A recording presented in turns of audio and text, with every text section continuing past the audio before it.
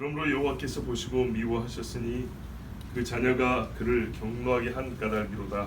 그가 말씀하시기를 내가 내 얼굴을 그들에게서 숨겨 그들의 종말이 어떠함을 보리니 그들은 심히 패역한 세대요 진실이 없는 자녀이니라. 그들이 하나님이 아닌 것으로 내 질투를 일으키며 허무한 것으로 내 진노를 일으켰으니 나도 백성이 아닌 자로 그들에게 시기가 나게 하며 어리석은 민족으로 그들의 분노를 일으키리로다.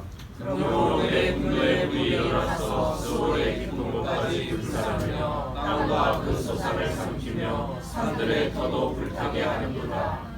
내가 재앙을 그들 위에 쌓으며 내 화살이 다할 때까지 그들을 쏘리로다.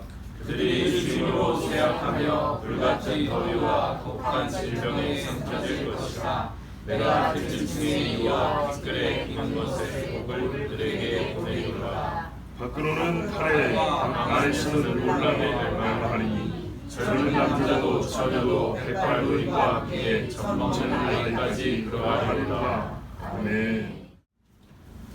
사람이 살면서 많이 생각하지 않고 많이 준비하지 않고 그냥 대수롭지 않게 여기는 것.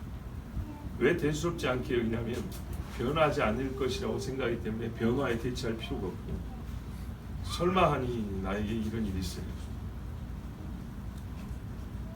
그런 것이 있어요.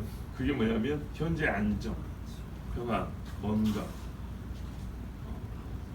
풍요, 또는 풍요까지는 아니어도 필요한 것을 쓸 수 있을 만큼의 여력, 이것들은 변하지 않을 소위 수학으로 하면 상수로 놓고 생각하는 거예요. 항상 있는 수. 변수는 뭐냐? 학교에서 떨어지고 변수는 뭐냐?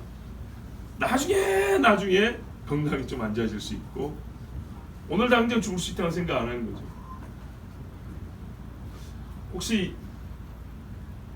혹시나 또 사업이 좀 잘 안 될 수 있고 어쩌다가 한번 누군가의 관계가 틀어질 수 있는 것.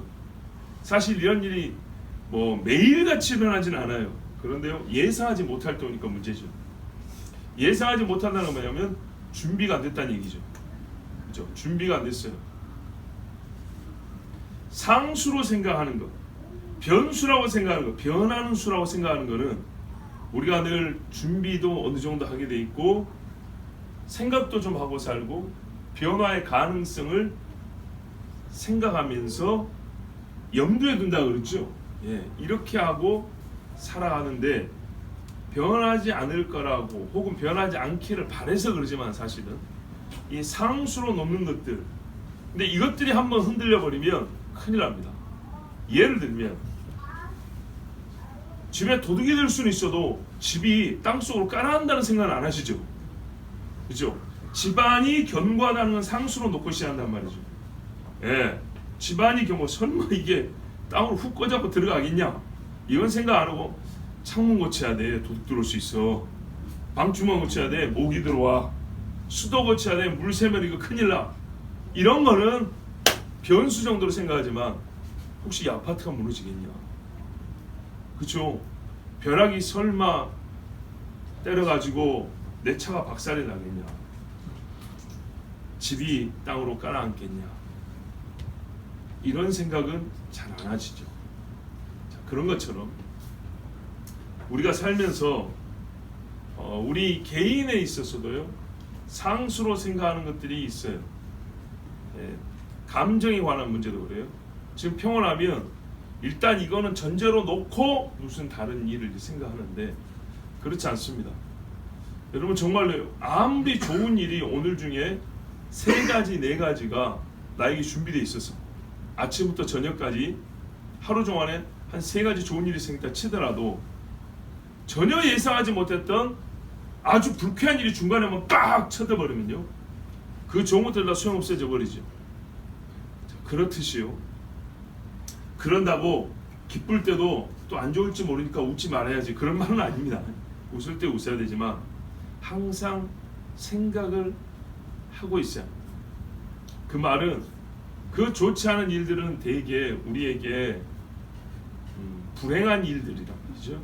그러면 그것 때문에 우리가 무너질 수가 있어요. 우리의 생각도 무너질 수 있고 마음의 의지도 약해질 수 있고 우리가 붙들어 있던 믿음, 신념들도 이게 금이 가고 깨질 수가 있어요. 그런 것들을 미리미리 준비하고 가능한 일이다. 상수, 변하지 않는 전제가 아니고 내가 터라고 생각했던 이 기반이라고 생각했던 것조차도 흔들릴 수 있다. 그 정도 되면 굉장히 하나님 앞에 겸손해야 되고요. 이 터가 흔들릴 수 있다고 생각하면 이건 하나님께 맡기지 않겠습니까? 그러면 그 위에서 늘 일어날 수 있는 일이라고 생각하는 것들은 더욱 하나님께 맡길 수 있겠죠. 그렇게 말할까요? 크게 놀라지 아니하고 하나님을 그때도 배반치 아니하고 실족하지 아니하고 믿음을 지킬 수 있다는 얘기입니다. 왜 이야기를 먼저 꺼내냐? 이 보십시오. 32장에 오늘 말씀이 뭐냐면 안 좋은 이야기입니다. 좋은 이야기도 있어요. 신명기에는 안 좋은 이야기만 있는 게 아닙니다. 우리가 흔히 말하는 긍정적인 이야기, 부정적인 말씀들 다 있어요. 오늘 본문은 우리 굉장히 부정적인, 누구도 원하지 않는 이야기들인데요. 이런 일들이 많이 일어났다고 했을 때는요, 아까 말씀드렸던 우리 삶에 일어나는 변화들 중에 상수라고 생각했던, 변하지 않을 것이라고 생각했던, 설마 집터가 무너지랴 라고 생각했던 그런 문제들이거든요.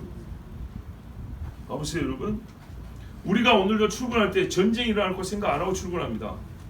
그렇죠? 만약 전쟁이 터지면요, 직장이 무슨 소용이고 학교가 무슨 소용이에요. 학교에서 성적은 오늘 90점을 맞을 수도 있고 10점을 맞을 수도 있고 이게 뭔 상관이냐고요.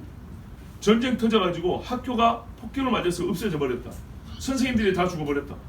학생 중에 반이 폭사해서 죽어버렸다. 그러면 거기서 90점이 무슨 소용이고 10점이 무슨 소용이란 말이죠. 공부하지 말란 말이 아니에요. 그와 같이 어마어마한 일이 벌어진다고. 욥을 보세요. 자녀들이 잔치라고 식중독에 걸릴 수 있을 것, 여기까지는 생각할 수 있어요. 오가는 길에 말 타고 다녀오면서 한 놈 떨어져가지고 다리 삐일 수 있다. 다리뼈 하나 부를 수 있다. 여기까지는 우리가 생각할 수 있는 거예요. 그런데요, 어디서 이런 바람이 불었다고 바람 많이 타는데 집 짓지도 않았어요. 그런데 생전 보지도 못한 바람이 와서 그 부잣집에, 집도 얼마나 잘 지었겠어요. 다른 집은 쌩쌩한데 이 집만 기둥을 쳐가지고 한꺼번에 무너져서 자녀들이 다 죽어버렸다. 이거는요, 다른 아무리 좋은 것들이 있어도 소용이 없게 만드는, 우리가 상수라고 생각하는, 변하지 않을 것이라고, 우리 삶의 안정과 기반이라고 생각했던 우리 감정에 가장 저변 밑에서 나라는 존재를 지켜주고 지탱해 줄 수 있는 그 감정의 가장 아랫부분까지 뒤집어 버려 깨버리는 것 같은 그런 일들이 벌어진 겁니다. 근데 그런 일들이 지금 나오지 않습니까? 예? 봐보세요. 쇠약하의 24절 보세요. 불같은 더에 독한 질병에 들짐승이와 티끌이기, 뭐 원어는 어떻게든지 모르지만 보세요. 밖으로는 칼에, 방 안에서는 놀라움에, 밖에 가면 문만 열면 칼에 찔러 죽 거예요. 방 안에서는요, 귀신이 드글드글 한다고 생각을 해보세요. 살 수가 없어요. 이 정도 되면 여러분, 돈이 1억 있으면 뭐한들 1000억 있은들 뭐 하겠습니까? 노인하고 애하고 1살짜리 깐난 애하고 100살 먹은 노인하고 같이 한 날에 죽는다 생각을 해보세요. 말이 됩니까? 말이 되는 게 뭐예요? 이런 일이 일어날 때 도대체 우리가 무엇을 믿고 무엇을 붙들고 무엇이 나라는 존재를 지켜줄 수 있을 거라고 그것을 의지하여 살 수 있겠습니까? 이런 일이 벌어질 때 아무것도 없어져 버려요.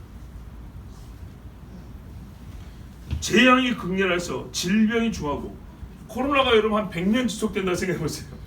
코로나 아무것도 아니죠. 유럽에 옛날에 흑사병 있죠. 흑사병. 피가 썩어버려가지고요. 피가 썩으니까 새까맣게 죽는다 그랬죠. 전염병 중에 제일 무서운 게 어떤 종류의 병이라고요? 피를 썩게 하는 전염병이 제일 무섭다고요. 한 방에 가버립니다. 여러분 요즘에도 전염이 되는지 모르죠. 폐혈증, 예, 피 썩는 병. 그래서 죽어버리잖아요. 금방금방. 왜요? 피에 생명이 있기 때문에. 세포 좀 문드러진 건 아무렇지도 않아요. 피병 좀 생기고 열 좀 오르는 건 괜찮아요. 그런 거는. 그런데요, 피가 단번에 오염돼서 썩어버리면 하루 넘기가 어렵습니다. 그래서 무서운 전염병도 어떻게 해요? 피가 썩어서 핏줄이 터져버리면서 어떻게 해요? 피를 토하죠. 막 구멍에서 피가 막 새 나오죠. 이런 거는 방법이 없습니다. 그런 질병들, 이런 것들이 온 나라에 가득하다고 생각을 해보세요. 경제 지표가 무슨 상관이 있으며, 예, 사람들이 뭐 누구는 부자 동네고 무슨 가난 똑같아요. 똑같이 이런 일이 일어날 때 과연 우리가 이거를 더하고 저거를 덜하고의 이런 생각하는 주제들, 삶의 여러 가지 영역들, 과연 거기서 어떤 의미를 찾을 수 있으며 거기서 더 나음을 추구할 수 있겠는가? 불가능한 일이죠. 한 사람이 건강을 완전하게 잃어버리면 그에 가진 지식이 소용이 없습니다. 물론 여러분, 자연적으로 사람은 건강을 잃고 죽습니다. 그걸 얘기하는 건 아닙니다. 하나님께서 쑥 걷어가 버리면요, 말을 못하게 해버립니다. 손을 못 움직이게 해버립니다. 어떻게 되겠습니까? 눈을 하나님이 상하게 해가지고 못 보게 한다는 거예요. 실례를 몇 가지 들었는데요, 제가 아는 어떤 목사님이 강력본드 있죠. 강력본드로 이렇게 일하다가 그분이 안경도 끼고 있어요. 그런데 희한하게 잘 보세요. 강력본드가 안경 속으로 닿아서 눈 아래 들어가 버렸어요. 그럼 어떻게 될까요? 그 고통이 얼마나 큰 고통인지 아세요? 순간 접착제 있죠? 그게 안구에 붙어버렸다니까요. 죽습니다. 죽어. 자, 그랬을 때 그분이 무엇을 할 수 있을까요? 저만 하더라도 전에 말씀드렸죠. 13년 성탄절에 새벽에 화장실 갔다 나오는데 저혈압으로 제가 쓰러졌어요. 반신은 화장실에, 반신은 거실에 그렇게 쓰러져 있었습니다. 아무것도 못합니다. 말도 못하고 힘도 없습니다. 뭘 할 수 있을까요? 곧 죽어도 이상하지 않을 정도로 온몸에 힘이 빠져갖고 그대로 엎어져 있는데 36살짜리 젊은 사람, 누가 그런 일이 있을 줄 알았습니까? 성탄절 새벽에. 참 기가 막히게도 그러고도 일어나서 주일 사역 다 했습니다. 네. 뭐 응급실을 가야 되네, 뭐 어디가 아파서 병원을 가야 되네. 아니요. 새벽부터 바로 힘 들어오자마자 바로 옷 입고 나와서 하루 종일 다 했습니다. 그 병원도 안 갔습니다. 여기까지 건강했죠. 놀라운 일이 있었습니다. 사실 하나님께서 우리 교회 오기 전 2주를 저에게 육체의 가시를 주셨는데 어떤 일이 있었냐면, 제가 14년 5월 마지막 주까지 사역을 하고 왔단 말이에요. 그럼 5월 마지막 주하고 그 앞주하고, 그러니까는 셋째 주, 넷째 주에 희한하게 2주 연속으로 전에 있던 교회 사역지에서 설교를 못할 정도로 몸에 힘이 없었습니다. 평일에 괜찮다가 주일날 설교단에 딱 올라가면 얼마나 힘이 없었는지, 앞주는 마이크를 잡고 이렇게 했어요. 이렇게. 그러다가 나중에는 이렇게 엎드려 설교를 했어요. 여러분 상상이 되세요? 하나님께서 오늘 여러분이 이래가지고 세교에 어떻게 부임하지? 정말 걱정이 태산이었어요. 우리 교회 오기 전주에 주일날 설교할 때 갑자기 몸이 그렇게 안 좋아져고 2주 연속 이 엎드려서 강대상이 기대가지고 이렇게 설교했어요. 왜 그때는 그 생각을 못했는지, 이게 사탄이 나를 시험하는 거다 라는 생각을 왜 못했는지 모르겠어요.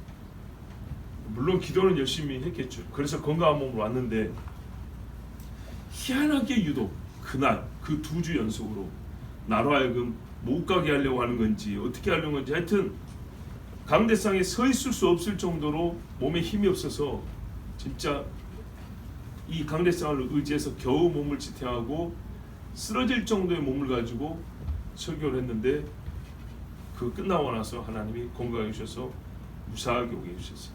자, 이와 같이 한 사람이 건강만 잃어도 아무것도 못하고 그가 가진 것들, 좋은 것들, 무엇을 더하고 덜하고 이렇게도 해보고 저렇게도 해보고 이것들이 다 소용없는 생각들이 된 것처럼, 오늘 창고를 지어 내일 부자가 되고 어쩌고, 아이고 핫한 사람 오늘 밤에 네 생명을 거둬면 어떻게 하겠네, 이런 것처럼 우리 그리스도인은요 어디까지 생각하냐면요, 가장 밑바닥에 터도 오늘 하루 동안에 무너질 수 있다. 극단적인 일은 너무 극단적이니까 생각하지 않는 게 아니라 성경에는요 극단적인 일이 굉장히 많이 기록되어 있습니다. 그런 극단적인 일까지도 생각하며 우리 신앙을 구축해야 한다는 얘기입니다. 이게 무슨 말이냐면 우리의 신앙은 그런 극단적인 상황에서 주님을 찾는 것이고 우리의 신앙은 그런 극단적인 일이 당연하게 일어날 수 있다라고 왜 성경이 그렇게 말씀하니까 그것까지 생각하면서 지혜를 가지고 장래를 준비하는 그런 신앙이 되어야 된다는 얘기입니다. 전쟁이 언제 일어날지 모른다라는 말은 오늘 일어날 수도 있다는 생각 갖고 사는 것이지 언제 일어날지 모르니까 100년 있다가 일어날지 200년 있다 일어날지 이렇게 생각하는 게 아닙니다. 언제 죽을지 모른다는 말이 지금도 죽을 수 있다 이렇게 생각하고 준비를 해야지 내년에는 괜찮겠지 한 10년은 괜찮겠지 이러면요 참 지혜 없이 살게 되는 겁니다. 자 그런데 평시에도 이렇게 생각하는 것이 좋긴 한데 죄를 지었을 경우에는요 하나님이 약속을 했어요. 그 터와 같은 기반들 우리 삶의 모든 상수라고 생각했던 것들 그거를 뒤집어 엎어버린다고. 예루살렘이 누가 무너질 줄 알았습니까? 그거 쓸어 없애버린다고 했어요. 다 태워서 하나도 남지 않게 한다고 했어요. 이스라엘의 그 귀한 사람들 이 많은 사람들 잡아갈래야 잡아갈 수 없을 것 같은데 싹 다 잡아가 버린다고 했어요. 보십시오. 애굽의 말입니다. 하룻밤에 장자들이 다 죽을 줄 누가 알았어요? 아무도 안 믿었어요. 이스라엘 사람 외에 애굽 사람들 중에 믿은 사람이 사실 없습니다. 그런 극단적인 사건이 벌어집니다. 그랬을 때 그 장자가 다 죽은 집, 소, 짐승들까지도 큰 것들은 다 죽었는데 그때 애굽이 할 수 있는 것이 무엇이며 애굽의 소망이 어디 있습니까? 아무것도 없죠. 하나님께서 그런 경우는 경고를 하셔 약속을 했어요. 너희가 내 말을 들으면 이렇게 해주겠다. 보면요 털을 바꿔주겠다 할 정도의 복이에요. 새 땅으로 온도해 준다고 했잖아요. 근데 너희가 내 말을 어기면 1000만 원이 990만 원을 준다는 얘기가 아니고 1푼도 건지지 못하게 해버린다는 거예요. 과수를 다 엎어버린다는 얘기입니다. 여우들이 다니면서 똥 싸는 밭으로 만들어버린다고 그랬어요. 여기까지 하나님이 하신다는 말씀을 진짜 믿어야 되는데 하나님이 경고는 그렇게 했는데 설마 하니 그렇게 하겠냐? 조금 겁주고 말겠지. 꼭 이런 식으로 생각한다니까요. 한번 비침을 받고 하늘이 신령한 은사를 맛보고도 배도한 자는 회개할 기회를 얻지 못한다 했는데 그거는 그냥 우리 겁주려고. 뭘 겁주려고? 하나님이 깡패입니까? 아니란 말이에요. 그러면 예수 그리스도를 통하여 우리를 구원한단 말이에요. 우리 기분 좋게 하려고요. 그게 기분 좋게 하려고 한 겁니까? 기분 좋게 하려고 하나님이 사람에 대해서 십자가에 못 박아 죽어요? 땅에 묻히고? 제발 하나님 말씀은요 고지고대로 받는 겁니다. 예, 우리 실제 삶이 그렇게 벌어지잖아요. 오늘 밤에도 전화 옵니다. 어디 고속도로 가다 일가족 몰살했다고. 알고 보니 내 형제요. 밤중에 오는 갑작스러운 전화에 그런 소리가 얼마나 많습니까? 그래서 부랴부랴 하죠. 근데 그 부랴부랴가 지금은 남 얘기지만은 그 남이 나중에는 내 이야기를 남 이야기로 듣는 때가 온다니까요. 그럴 생각하면 우리가 하나님 앞에 교만할 수가 없어요. 겸손할 뿐만 아니라 하나님의 말씀을 지키고자 애를 쓸 수밖에 없어요. 그냥 겁만 나서 아니라 그만큼 연약하고 힘없는 존재가 인간이 아무것도 아니에요. 인간은. 그런데 감히 생사화복을 주관하는 하나님이 할 때 복주기만을 바라고 그 네 단어를 쓴단 말이에요. 네 말을. 생사화복 말은 그렇게 했지만 복만 생각해요. 그렇게 삐딱하고 비양심이라고 말하고 생사화복 했으면 사와 화도 하나님이 내릴 수 있다. 근데 오늘 말씀이 그렇게 말씀하고 있으니까 어느 정도 생과 복이 영원한 복이고 영원한 생명이 된다면 영원한 사망 내 있는 거 싹 가져가 버릴 수도 있는 그런 화 하나님이 내릴 수 있다. 여기까지 생각해야 되는 겁니다. 그러면 하나님의 말씀 어떻게 했어요? 우리가 순종하게 지킬 수 있지 않겠습니까? 우리가 기뻐서도 지키지만 연약한 인간들은 한편 솔직히 말해서 무서워서도 지켜요. 무서워서 지켜서 천국 가기는 어렵습니다. 예, 기쁘고 사랑해서 지키는 것이 천국 갈 믿음이지. 그렇지만요, 무서워서 지키는 건요, 최소한 죄는 막아줘요. 예, 성경에 있잖아요. 반역한 사람들 목매달아 다루라. 사람들이 두려워 다시는 이런 짓을 하지 않느냐리. 부모를 거역하고 부모에게 주먹질하는 분들은 돌로 쳐 죽여버려라. 너희 이스라엘 중에 다시는 이와 같이 패역한 짓이 없도록 사람들의 마음에 경고한다. 이랬어요. 보십시오. 그러므로 여호와께서 보시고 미워하시. 그러므로 뭐 때문이죠? 15절 이해해보세요. 여수르니 살찜에 발로 찼도다. 네가 살찌고 부대하고 윤택함에 자기를 지신 하나님을 버리며 자기를 구원하신 반석을 경홀히 여겼도다. 다른 신으로 그의 질투를 일으켰고 가증한 것으로 그의 진노를 격발하였도다. 하나님께 제사하지 않고 마귀하게 하였다. 알지 못한 사람 최신의 신의 것들 다 찾아다니면서 절하고 바치면서 하나님은 무시. 열조도 두려워하지 않은 것들까지 새로운 개발품으로 새 신을 만들어 가지고 하나님을 써보세요. 그러면서요, 너를 낳은 반석 기바나 터는 상관치 않아요. 너를 내신 하나님, 너를 낳은 분은 없어버렸다. 자 보세요. 인간 한 짓이 상수라고 진짜 영원히 변하지 않아야 될 그분을 없애버렸죠. 우리는요, 어떤 대가를 받아야 마땅하죠? 우리 생각에 변하지 않기를 바라는 것. 이건 변하지 않을 거야. 설마 여기까지 문제가 생기겠어 하는 그거를 하나님 어떻다고요? 엎어버린다고요. 왜? 모든 존재 중에 하나님이 있고 그 다음에 있는 것입니다. 하나님이 이스라엘을 낳았고 하나님이 이스라엘의 반석인데 반석을 깨버렸는데, 나를 낳은 아비를 당신이 언제 나를 낳았어? 이렇게 말을 하는데 아버지와의 관계에서 뭐가 남겠습니까? 하나님이 주신 복의 기본 기초가 뭐가 남겠냐고요. 하나님이 없는데 하나님이 주신 땅은 남아있기를 바라냐고요. 하나님을 버려버렸는데 하나님이 주시는 물은 우리에게 계속 공급되기를 바라냐고요. 천만의 말씀이죠. 샬롬의 하나님을 없애버렸는데 우리가 만들어서 평화를 누릴 수 있다고 생각하십니까? 불가능한 얘기죠. 그런데요, 반석은 버리고 나서요, 하나님 앞에 받는 벌은 돌 하나 던져서 맞을 거라고 생각해요. 그 한 대 맞고 뭐 하나 들고 말지 뭐. 천만의 말씀입니다. 하나님은 의로우신 하나님이라 똑같이 내주십니다. 그러나 사람이 아니시기 때문에 우리를 변화시킬 수 있게 하시고 우리를 살리시는 방법이 그 안에 들어가 있죠. 그 지혜가 있어요. 그래서 19절에 이래서 하나님 뭐라 했냐, 그러나 첫 번째 이걸 잘 보셔야 돼요. 미워하셨다 그랬어요. 그 자녀가 그를 경노하게 한 까닭에 미워했다 그랬어요. 자 여러분, 우리 시간이 많이 하면 뒤에는 나중에 볼 것입니다. 차근차근 앞에 한번 봐볼게요. 얼마나 중요한 말씀이냐. 하나님이 사람을 미워도 하세요. 미워합니다. 내가 야곱은 사랑하여서는 미워했다고 저는 미워합니다.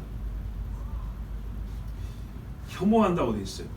혐오는 그냥 이 사람이 나 기분 나쁜 일에서 미워하는 게 아니고요, 더럽다는 얘기예요. 본성적으로 싫어하게 되는 거 있죠. 똥 어떠세요? 똥이 내 몸에 안 묻어도 본성적으로 이게 거부가 되죠. 그렇죠. 여러분 막 써가지고 구데기가 드글드글한 거 보세요. 그럼 어떻게 해요? 누가 가르쳐주지 않아도 이제 자동으로 얼굴이 막 이러면서 막 찡그리면서 소리치고 막 벗어나게 되죠. 이게 혐오입니다. 뭐냐면 이건 노력한다고 가까워질 수 있는 게 아니에요. 서로 협의하죠. 어느 정도 한 걸음씩 가까이 올 수 있는 게 아니에요. 그렇죠? 이게 혐오예요. 네가 변해갖고 나한테로 오든지 아니면 영원히 서로 격리될 수밖에 없는, 따로 있을 수밖에 없는 정도로 싫어하고 미워하는 것, 본성적으로 존재적으로 안 맞는 것, 의와 불법이 함께할 수 없는 것처럼 이때 느끼는 이 거부의 감정, 이게 혐오라고요. 그래서 여러분, 우리 동생은 어떻게 했어요? 처음에 누가 동생에 먼저 교육을 해줘서 미움이라는 게 발생을 했습니까? 아니죠. 자동적으로 짐승도 하는 짓을 이렇게 말했단 말이에요, 옛날에. 그래서 제가 안타까운 게 있어요. 우리가 거룩한 방파제를 비롯해서 동성애 합법화, 동성 결혼의 합법화를 반대하고 뭐 포괄적 차별 금지법 같은 데서 이런 뭐 성소수자 어쩌고 하면서, 사실 기독교인 소수자인데요, 성소수하면서 이 악한 이 음란한 행위들을 용인하고 그것을 자연스럽게 받아들이지 않은 그런 말들에 우리가 뭐라 그래요? 반대한다고 주장하잖아요. 그런데 반대하고 하나님 고쳐주십시오, 바꿔주십시오 기도하면서 꼭 하는 말들이 있다고. 단서를, 우리는 그들을 혐오하지 않습니다. 우리는 그들을 미워하지 않습니다. 정말 사랑합니다. 근데 저는 솔직히 그 말이 역겹습니다. 나는 혐오합니다. 나는 혐오해요. 싫어요. 안 싫으면 뼈 앞에 나가서 기도 안 합니다. 사랑하기 전에 나는 미워합니다. 솔직히 미워요. 다 먹고 나와가지고 그 짐승하고 더러운 지난까지 사진 걸어놓고 어린애들 보게 하고 학교 주변에 애들 건강, 위생, 교육상 그런다고 달고나도 못 팔게 하면서 애들 보는 데서 그 더러운 짓을 하는 것이 혐오가 안 돼요? 안 미워요? 나는 밉습니다. 나보고 뭐 사랑 없는 목사로 하든지 말든지 나는 미워요. 그게 싫어요. 너무너무 싫어요. 뭐 하는 겁니까 그게 사람이? 저번에 예만스 원장이 갖고 보여준 거 보셨죠? 그 자료들 그게 아무렇지도 않아요. 우리는 그대로 사랑하고 그대로 막 품어줘요. 품으려면 사천지간에 먼저 품어주세요. 예? 연락하는 형제들 먼저 품으시라고. 성경을 보세요. 미워한다 그랬어요. 뭐라고요? 그 자녀를 할지라도 믿어. 분명히 19절 보세요. 그 자녀가 그를 격노하게 한 까닭은 이스라엘 하나님이 택하고 율법 주고 언약 주고 메시아를 그 혈통에서 오게 하고 제사가 먼저 가르쳐주고 하나님 성경 예법을 가르쳐줘. 그런 자녀가 다른 신을 섬긴다고 반석인 하나님을 깨버리겠다고 하니까 하나님 말했어요. 밉다 그랬어요. 하나님보다 착한 척하지 마라 그랬죠. 안 미워요? 내 품에서 난 자식도 부모한테 쌍소리하면 야 이 새끼야 그러면서 미워갖고 소리 지르면서 안 미워요. 그런 게 어찌 우리 하나님보다 착한 사람들이 많은지 몰라요. 정직하세요. 미워요. 미우니까 이 미운 짓이 있으면 어떻게 해요? 하나님이 이 나라를 망하게 한다 이 말입니다. 그래서 살려달라고 기도하는 겁니다. 예? 아하스왕 우시아 왕이 한 짓이야 이쁩니까 여러분? 우상을 성전에 세우는 게 잘하는 짓이고 그거 용인해 줄 수 있고 우리는 품어줄 수 있어요. 같이 품고 지옥 가시든지. 품을 수 없어요. 히스기야 보세요. 미운 물건을 던졌다 했어요. 미운 물건. 하나님이 말했어요. 적그리스도가 미운 것을 성전에 세웠다 했어요. 미운 물건이. 그리고 가증한 것이라고 했어요. 가증한 것을 하나님이 미워한다 그랬어요. 이세벨도 품어줄 거예요? 그러면 예후 장군이 왔고 이세벨이요 당신은 왕비고 우리는 당신을 미워하지 않습니다. 한 10년 동안 기도하십시오. 뭐 그러실 겁니까? 아니었죠. 하나님이 예후 보고 가서 쳐 죽이라고 그랬어요. 잘했다고 그랬어요. 잘해서 4대가 왕이 되게 해주셨어요. 예후의 자식들. 피를 흘렸지만 하나님의 손을 대신하여 흘린 피를 흘린 그 손은 하나님의 복을 줬어요. 성경대로 믿자고. 성경대로. 밉습니다. 혐오합니다. 하나님이 혐오한다 그랬어요. 제발 하나님이 허락하지 않은 착한 척 그게 복음인 것처럼 그렇게 말하지 마세요. 자 그래서 그 연 목사님한테도 그 방송하시잖아요. 네, 좋게 말을 했어요. 댓글 하나 썼어요. 좀 더 솔직히 말하고 싶습니다. 나는 혐오합니다. 그렇게 해야 우리가 하는 행동도 사실은 논리가 말이 맞는 겁니다. 싫고 밉기 때문에 그 일을 하지 말죠. 주장하지. 밉지도 않은 것을 무슨 목숨을 걸고 일을 합니까? 오늘 하나님 말씀 분명히 말했어요. 요한계시록 2장 6절을 보세요. 오직 내게 이것이 있으니 교회 이야기입니다. 교회인데 보세요. 내가 니골라당의 행위를 미워하는도다. 나도 이것을 미워하노라. 교회 안에 니골라파가 있었다고요. 같은 성도인데 성도들 중에 정직하게 신앙생활하는 사람이 있고 니골라파라고 불리는 이상한 부류가 있었어요. 그런데 뭐라 했어요? 네가 그것을 미워한다 그랬어요. 근데 예수님이 뭐라 그래요? 나도 미워한다 그렇게 말했어요. 여러분 하나님이 미워한 건 미워한 거예요. 하나님이 사랑한 건 같이 사랑하고 미워한 건 같이 미워하고 그게 의가 일치가 있는 것입니다. 하나님이 사랑한 건 나는 안 사랑하고 하나님이 미워한 거는 나는 사랑하고 그러면 어떻게 우리가 하나님과 하나로 연합되어 신앙생활을 할 수 있겠습니까? 감이 아니고요. 하나님이 직접 보고 미워합니다. 보세요. 19절 보시고 보셨을 때 말입니다. 그분이 보셨을 때 어떤 분이 어떻게 했냐? 그런즉 주께서 그것을 15절부터 18절을 보셨을 때 기다려는 줍니다. 딱 보이니까 어떻게 해요? 그분께서 그들을 혐오하셨으니 그분의 아들들과 그분의 딸들이 격분시킨 까닭이라. 그렇지 않아도 미운데 천사들을 통해서 보내왔더니 소돔과 고모라가 더럽게 그지없는 거예요. 하나님이요 불을 내리셨어요. 유황불을 내렸어요. 유황불 끈적끈적 유황 덩어리를 불 붙잡고 던져놨어요. 여러분 요즘에 사람이 만든 무기 중에 소위탄이라고 있습니다. 그렇게 부른가? 또 다른 게 있는데 이름이 있는데 생각 안 나네요. 뭐냐면요 백열탄 맞아요? 예. 불꽃이 튕기는 이렇게 터지면 쫙 불꽃이 튕기는데 붙어요. 안 꺼져요 불이. 다 태울 때까지 안 꺼져요. 물에 넣어도 안 꺼져요. 환장했죠. 이걸 끌려면 어떻게 하면 잘라내면 꺼진 거예요. 일단 붙으면 다 태울 때까지 안 꺼진 게 백열탄이라는 폭탄의 종류에 있어. 그래서 그게 비일률적 무기라고 못 쓰게 하는데 전쟁에 못 쓰는 게 어디 있어요? 니 죽고 나 살자인데. 그래서 가끔 뉴스에 나옵니다. 여러분 비근하게 예를 들자면 유황불 생각을 해보세요. 그냥 불덩이만 밟으면 끌 수 있겠죠. 비처럼 되는데 유황이 끈적끈적한 유황 덩어리가 떨어지는 거예요. 아시겠죠? 딱 달라붙었어요. 다 태워버립니다. 무섭죠. 왜 그렇게까지 하셨습니까? 뼈가 녹을 정도로 태워버린 이유가 뭡니까? 뼈 조각도 안 나와요. 뼈 조각도. 완전히 녹여버렸어요. 그들의 음란하고 가증한 행위 때문에 그랬어요. 하나님이 싫어하고 미워하는 일 절대로 여러분 가볍게 만만하게 생각하면 안 됩니다. 우상 숭배요 3대 4대 잘 될 수가 없습니다. 꼭 이 이상한 놈들이 나옵니다. 페르나가 반드시 나옵니다. 시편 106편의 34절 이하에 저희가 여호와의 명을 쫓지 아니하여 저희가 이스라엘 이야기합니다. 이족들을 멸하지 않냐고 이방인 가나안 사람들을 멸하려고 했는데 착한 척했죠. 열방과 섞여서 그 행위를 배우면 자동으로 이렇게 됩니다. 그 우상들을 섬김으로 그것이 저희에게 올무가 되었도다. 저희가 그 자녀로 사신에게 제사했도다. 사신 여기서만 귀신 이야기하는 겁니다. 무죄한 피 곧 저희 자녀의 피를 흘려 봐보세요.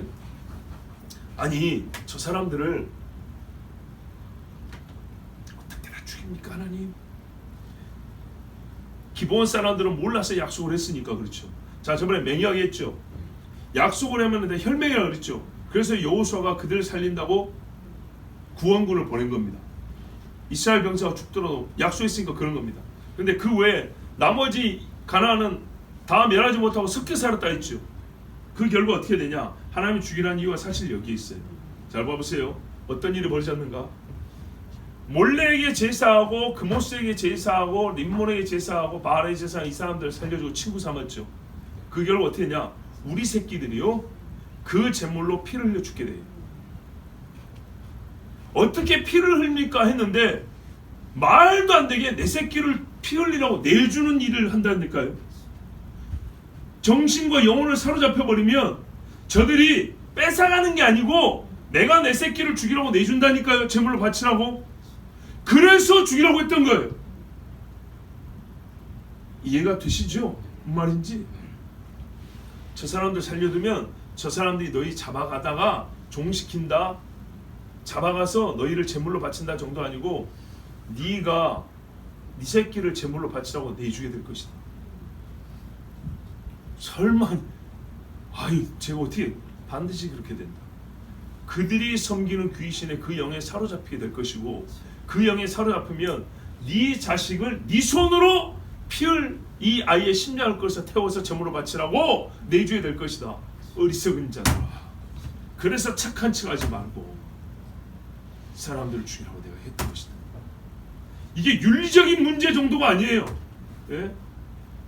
이스라엘의 대학살, 가나안 정복, 그걸 아닌 것처럼 사실은요 군사적 정복이 아니고요 점점 인구가 유입돼가지고요 농경 사회를 확대시켰던 거. 이런 신학적인 궤변. 왜요? 성경은 분명히 그렇게 말하고 있지 않은데 성경대로 믿으면 어떻게 해요? 대학살을 인정해야 되거든요. 근데 이걸 윤리적으로 합리화시키기가 너무 어려운 거예요. 윤리를 뛰어넘어야 된다니까요. 영혼에 살고 죽음의 문제로 반석을 깨내야 반석 위에 서있냐 이 문제란 말이에요. 근데 여기까지 날아가지 못하면 윤리적 수준에서만 얘기하니까 풀 수가 없는 거예요. 잘해야 하나님을 배워난다고 해도 불가능한 얘기예요. 그런데 하나님이 실상을 말해줘 이거예요. 윤리로 말하자면 네가 네 새끼를 귀신에게 제물로 바쳐서 칼로 찢어 죽이는 것이 이게 윤리적으로 가하냐. 윤리로 말해도 더 큰 비윤리적인, 윤리라는 것을 말을 붙일 수 없는 그런 비인간적인 행위를 하게 된다는 겁니다. 그러니까는 그런 행위도 받고 하나님 앞에 언제나 신앙도 지키고 너희들 수준했으면 그 윤리라는 것도 더 떨어지지 않게 하기 위해서 지금 이 사람들을 죽여야 됐던 것이다 라고 하나님 말씀하는 거예요. 그런데 여기까지는 말 안 하다고. 윤리를 말하는 사람들이요, 이스라엘 사람들이 나중에 자기 자식을 제물로 바친 요 이야기까지는 안 해요. 여기까지 하면 답이 나오는데 이까지 얘기 안 하고 꼭 이스라엘이 이방인들을 죽이는 여기서만 멈춰요. 안 죽였으면 그 다음에 어떤 일이 일어나냐. 어떤 일이에요? 같이 잘 살았겠지. 종교다운지로 살았겠지. 뭐 그 정도 가지고 꼭 죽여야 되나? 그렇죠. 지금도 우리가 다른 사람 죽이지는 않아요. 근데 그 다음 문제가 이렇게 나와요. 그의 질투를 이렇게 가정에서 그의 진노를 격발했도다. 그들은 하나님께 제사하지 않냐고 마귀에게 하였으니. 보세요. 마귀 아니 이제 이렇게 했죠. 그랬더니 시편 106편에 사신에게 그 자녀로 사신에게 제사하였도다. 무죄한 피고 저희 자녀의 피를 흘려 가나안 우상에게 제사함으로 그 땅에 피해 덜어줬도다. 선지자만 죽인 게 아니고 옛날에는요 나일강에서 죽이라고 던지라고 해도 살려보겠다고 숨기고 그랬는데 지금은 어떤다고요? 죽이라고 내준다는 겁니다. 큰아들 나면 죽이라고 내준다는 겁니다. 어떻게 이렇게 바뀌게 됐죠? 어떤 신을 섬기냐에 따라서 그 신의 지배를 받기, 영의 지배를 받기 때문에 무섭죠? 내가 내 손으로 내 큰아들을 바쳐 준다니까요. 이게 미치지 않고 가능한 일입니까? 여러분 모압하고 전쟁할 때 이야기 아시잖아요. 그렇죠? 모압이 지게 생겼으니까 어떻게 했다고요? 성 위로 올라간 다음에 큰 요소로 올라왔는데 그것도 무너지게 생겼으니까 세자로 삼은 아들 중에 큰아들, 애도 아니에요, 어른이에요, 어른. 근데 걔를 묶어다가 성벽에다 세워놓고 불을 질렀다고요. 성벽에서 사람이 타는 그 고통 너무 끔찍했어요. 이거 볼 수가 없는 거예요. 이야, 이게 말입니다. 무엇을 신으로 섬기냐에 따라 다릅니다. 그러므로 그 행위로 땅이 더러워졌고 음탕하다 하고 있습니다. 그러므로 여호와께서 자기 백성에게 맹렬히 노하시며 자기 기업을 미워하사 저희를 열방의 손에 붙이심에 저희를 미워하는 자들이 저희를 치려하였도다. 저희가 원수들의 압박을 받고 그 수하에 복종케 되었도다. 이야, 뭔 말입니까? 하나님이 이들이 하나님을 미워했어요. 그래서 하나님 미워하는 짓을 했어요. 그랬더니 하나님도 그들을 미워했어요. 그래서 그 행위 그대로 그 사람들이 세상 사람들에게 미움을 받게 했어요. 미움을 받게 해서 그들을 미워하는 자들이 그들을 벌하겠다는 얘기입니다. 자, 보십시오. 반유대주의, 반셈족주의, 유대인 혐오주의 이런 이야기들 많이 들으시죠. 유대인은 그냥 싫어. 뭘 잘못해서 그냥 싫어요. 근데 거기에는요 두 가지 성격이 되는 거예요. 기독교인은 그냥 싫어. 왜? 예수 믿으니까 예수님이 말한 것처럼 너희가 사람들이 너희를 미워하면 나를 먼저 미워해서 너희를 미워한 줄 알아. 그러면 예수님이 잘못했나요? 아니죠.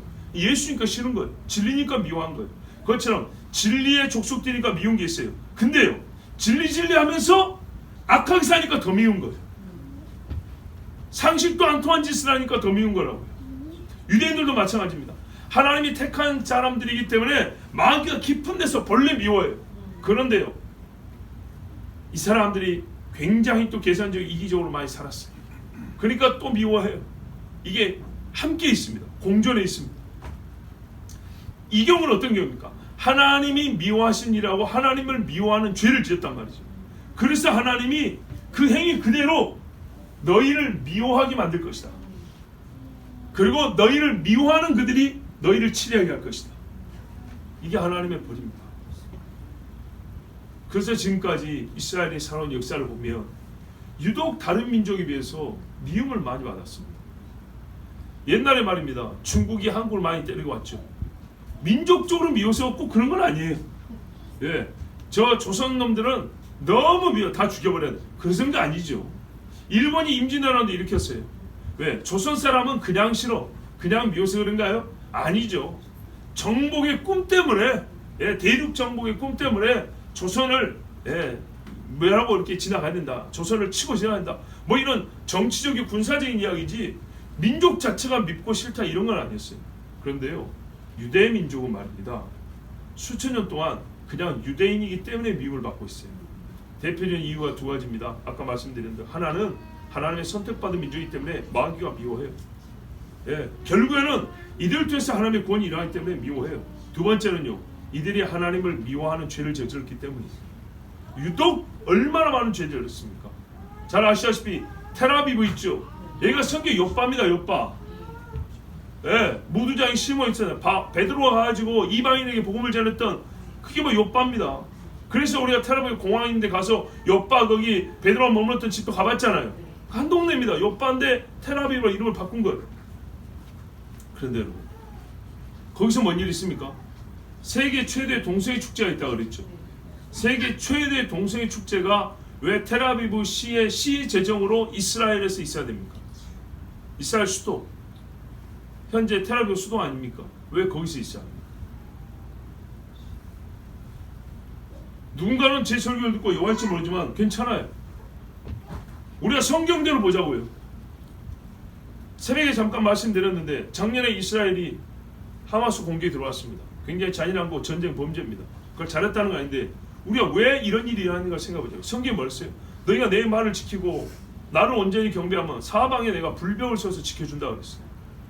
근데 그렇지 않아야 하면요, 파수꾼의 경사함이 허사로다. 그렇게 뚫릴 줄 누가 알았어요? 허를 찔렸다 그랬죠. 근데 그 찔린 곳이 어디입니까? 음악 축제입니다. 거기가 여러분 찬양 집회라고 생각하십니까? 그랬을까요? 거기서 뭘 했을까요?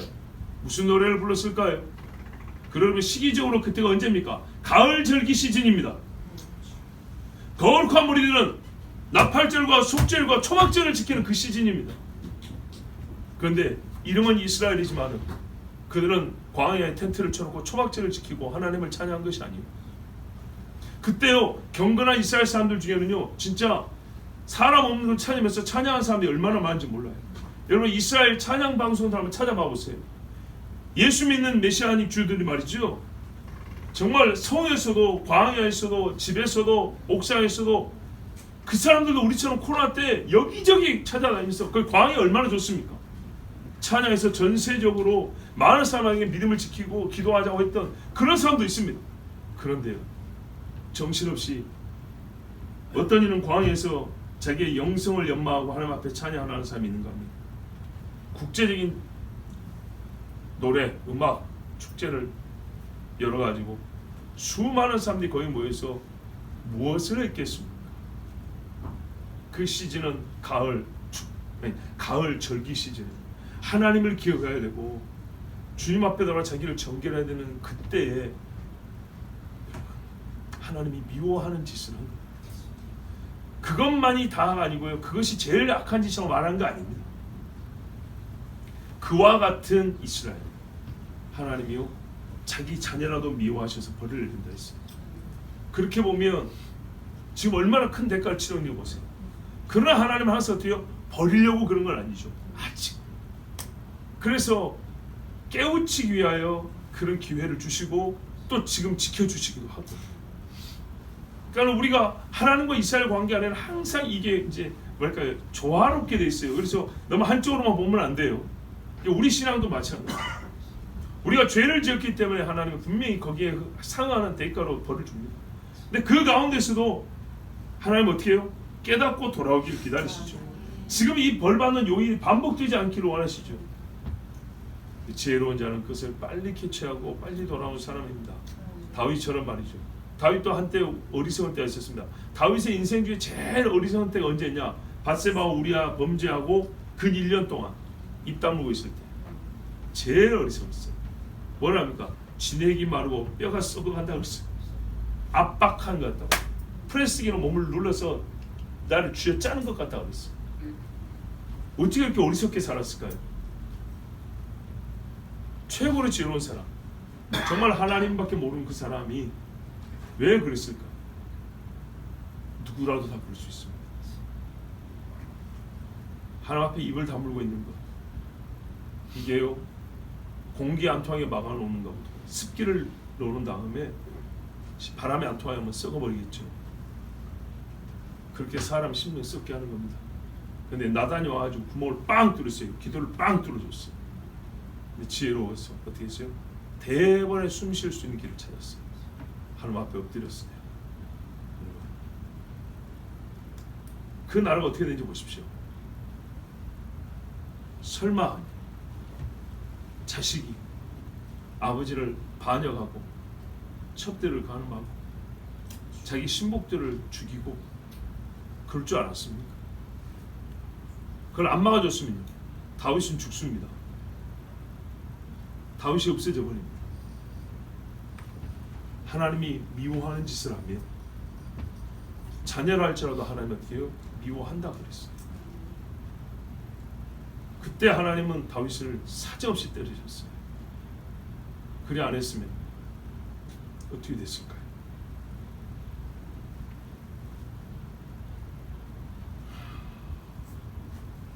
여러분, 주님 앞에 하나님이 미워하는 짓을 하지 마십시오. 나는 신명기가 너무 좋아요. 오늘 설교 제목도 있잖아요. 우회로보다 뚫어주신 길이 좋다. 비유를 쓰긴 합니다. 비유는 뭐냐면요, 지금 하고 있는 말을 더 또렷하고 강조하기 위해서 비유를 쓰는 거지, 말을 못 알아먹게 하려고 쓰는 비유가 아니에요. 보세요. 이사야에도 이런 말 나옵니다. 무덤에 앉아서 놀면서 사람들 모르게 이스라엘 사람 돼지고기 먹으면 안 되죠. 사람들 안 분석 본다고 고기 삶아가지고 무덤으로 가는 거예요. 무덤으로. 거기서 술 마시면서 돼지고기 뜯어 먹으면서, 야, 모르는 사람 없어. 부정 탄다고 무덤에 하나? 우리끼리서. 자, 몰래 먹는다 그랬어요. 이런 사람들 뭐 뭐라는 줄 알아요? 그런 짓거리를 하는 사람들을 종일 타는 연기로다 그랬어요. 내 코앞에다가 군불대는 것처럼 연기를 태우는 것 같다 그랬어요. 비유죠. 비유니까 무슨 말인지 못 알아먹겠어요? 천국은 마치, 이 비유는 알아먹기가 쉽지 않아요. 근데 어떤 비유는요, 충분히 알아먹게 하고 지금 알아먹는 그 말을 강조하는 거예요.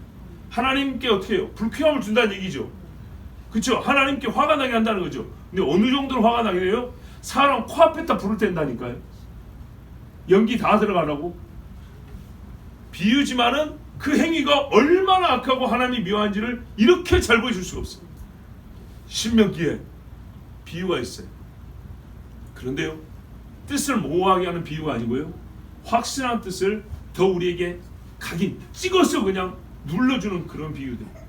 그리고 하나님의 말씀은 확실해요. 신명. 원어원 참 다르지만 번역하기 신명이라는 게, 나는 이렇게 생각해요. 하나님의 명령이잖아요. 명확해. 그랬어요. 솔직히 봐보세요 여러분, 죄가 있거나 내가 하나님 앞에 뭔가 좀 꼽을 쳐놓은 게 있을 때요, 좀 스스로 풀고는 싶으면서 또 한편으로는 그냥 넘어갔으면 하고 누군가 몰랐으면 하고 내 안에서 자꾸 꼬이고, 마치 우리가 손에서 통아리라 그러거든요. 뭘 잘못하면 배가 꼬여요. 어떻게 푸는지 아십니까? 배꼽이 창자랑 연결되어 있어요. 그래서 배꼽을 돌려서 풀어요, 창자를. 민간요법 있어요. 예, 그래서 배가 이렇게 막 진짜 이렇게 막히듯이 아픈 그러면은 배꼽에다 손가락을 놓고 우로 돌리든지 막 몇 바퀴를 돌아요. 이쪽으로 돌리든지 어느 쪽에 맞는 데가 있어요. 그러면 그게 창자가 풀립니다. 그런 것처럼 내가 하나님 앞에 이렇게 막힌 게 있을 때 어떻게 뚫으냐 할 때 뚫어주는 말씀을 하면 나는 신명기. 너무 명확한 거예요. 해라, 하지 말라, 복받으랴, 살리라, 죽으리라, 망하리라, 미워한다, 사랑한다. 너무나 명확한 거예요. 명료하고. 그래서 여러분, 신명기가 너무 좋아요. 오늘날 같이 모호한 것들이 많고요, 하나님의 말씀을 이렇게 저렇게 사내 바꾸는, 하나님의 말씀을 왜 바꾸는지 안 바꾸는데 이렇게 저렇게 자기 마음대로 바꾸는 이런 세대일수록 또렷하고 직선으로 뚫어주는, 진짜 직선으로 쏜 화살 같은 신명기가 내 영혼을 시원하게 하고 내 영혼에 막힌 숨통을 뚫어주는 것처럼 너무 좋아요. 여러분, 다음에 이어서 보겠지만 25절에 이런 말씀이 있죠. 어린 아이하고 노인하고 같이 벌을 만나 그랬죠. 그죠? 왜 그렇습니까? 왜 그럴까요? 아이는 어른의 지배권 안에 있기 때문에. 그렇기 때문에 같이 벌을 받는 셈이 되는 겁니다. 젖먹이 엄마하고 둘이 있는데 엄마가 죽어버리면 애가 저리를 먹을 수 없죠. 같이 죽을 수밖에 없겠죠. 뱃속에 있는 애가 엄마가 죽어버리면 숨을 못 쉬고 같이 죽겠죠. 그런 것처럼 엄마의 지배권 안에, 부모의 손 안에 있기 때문에 같이 벌을, 그 해를 당하는 겁니다. 그런데 또 다르게 말하면요, 가나안은 저주를 받아. 왜 그렇습니까? 함이 노아에게 죄를 지었는데 왜 가나안이죠? 함의 그 못된 본성을 가나안이 그대로 배웠기 때문에 어린아이가 그대로 배웁니다. 바꿔 말하면요, 어른의 좋은 것을 아이가 그 어른의 지배권 안에 있으면 같이 복을 받죠. 그렇죠? 아빠가 보자면 아이도 여유로운 거 아니에요? 그렇죠? 그런 것처럼 말이죠. 아빠가 옳은 말 할 줄 알면 아이도 배울 때 그 언어의 세계가 다릅니다. 그러나 아빠가 하나님을 알지 못하면 대부분 자녀들 하나님을 알지 못합니다. 거의 그렇게 됩니다. 그러므로 우리 부모가 신앙생활을 참 잘해야 된다는 것을 다시 한번 깨닫습니다. 그뿐만 아니라요, 거꾸로도 됩니다. 하나님께서는요, 부모가 신앙생활 잘해서 자녀를 잘 가르칠 수 있게 하기 위해 자녀를 또 줍니다. 제 자신만 생각해도 나에게 만약에 자녀가 없었다면 나의 신앙생활은 지금만 했을까? 아주 쉬운 표현하면 자녀의 눈치 때문이라도 나는 더 악해질 수가 없습니다. 자녀가 아빠인 나를 보고 있다, 이 아이들에게 내 영적 영향이 미친다는 걸 생각만 해도 하나님 앞에 이 이상의 죄를 지으면 안 된다. 이게 우리의 양심의 소리가 들리죠. 손자한테 하면은 어떻게 해요? 할아버지가 돼서 기도를 하게 되죠. 그렇죠?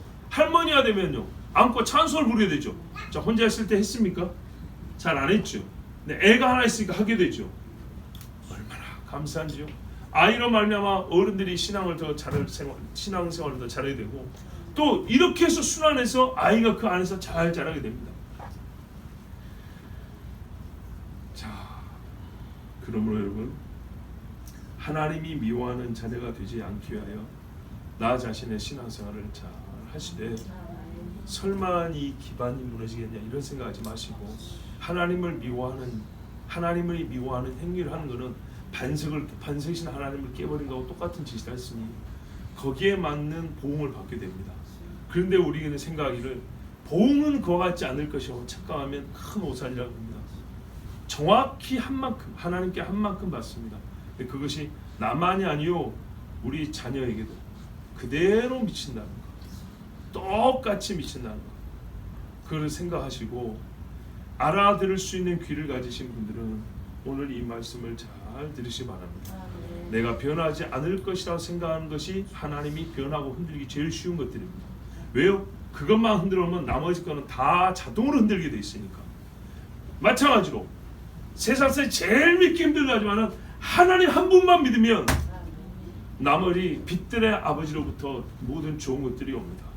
다른 것들이 다 흔들려도 하나님 한 분만 붙들고 있으면 우리의 심지를 붙들고 지킬 수가 있고 생명을 지킬 수가 있습니다. 여러분, 그러므로 하나님이 미워하는 자가 되지 말고 하나님이 기뻐하는 자로 부름을 받았으면 그 기쁨을 잘 지켜나가시길 바랍니다. 우리 이 시간 함께 기도하겠습니다. 하나님께서 우리를 사랑하셔서 오늘 이 자로 부르셨습니다. 명백한 사실입니다. 하나님이 사랑하지 않고 부르지 아니하시면 교회에 나올 수가 없습니다. 하나님 말씀이 들려지는 이곳에 우리의 귀를 열고 앉아 있을 수가 없습니다. 주여, 그러나 더러운 귀신이 우리의 마음을 혼란스럽게 하고 하나님의 말씀을 못 듣게 하고 주의 전에 나아가지 않고자 하는 마음을 불러일으키고 하나님께 나오는 이 선하고 아름다운 일을 부질없는 일인 것처럼, 소용없는 일인 것처럼 악한 생각을 하게 만들었습니다. 아버지여, 끌려간 이 죄를 용서하옵시고 또한 미혹하는 더러운 영을 제거하여 주시옵소서. 우리가 먼저 하나님 잘못했습니다. 하나님께 나오는 것과 하나님이 계신 것을 믿는 우리의 믿음이 약해진 것을 방치한 죄를 용서하여 주시옵소서. 믿음을 방해하고 미혹하는 더러운 귀신을 용인한 죄를 용서하옵소서. 그리고 우리에게 권세를 주사 악한 영과의 싸움이 우선인 줄 알고 예수 이름으로 더러운 귀신을 멸하여 쫓아내게 하여 주시옵소서. 우리 주여 머물러 기도합니다. 주여.